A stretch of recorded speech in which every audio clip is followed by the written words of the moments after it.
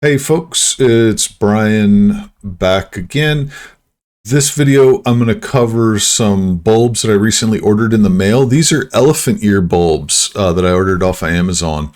Now, I've wanted elephant ears for a while. I just have not been able to get around to doing the work to put them somewhere. And finally, that time has come. So there are two different types of elephant ears, colocasia and alocasia. The visual difference is that the colocasia's leaves point down, where the alocasia's leaves point up. They do have different growing conditions as well.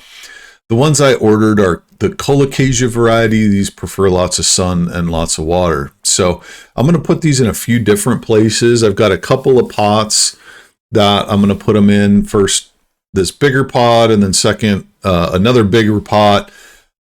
I'm also going to put a few in smaller pots that I'm going to give to some different neighbors and friends.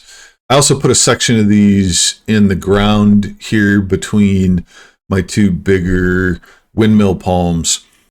Now, when you plant these bulbs, you want to plant them stem up. If you look at them, you can usually tell where historically the stem has grown. Make sure that's pointing up. Put them about an inch deep and give them some generic fertilizer and water them in. Now for me, it's going to rain in a couple hours, so I didn't actually pull out the hose. They'll get water soon enough here.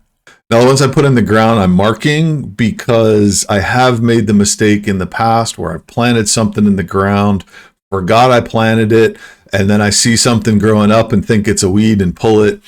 I don't want to do that to these, so I just put some stakes in the ground to mark, hey, I planted something here and I want it to be here. And until my brain remembers, I want these here, I want to leave these stakes in to remind myself that something should show up here. That's it for this one. As always, like and follow for more tips on how you can grow tropical and subtropical plants in cold weather environments. Happy growing.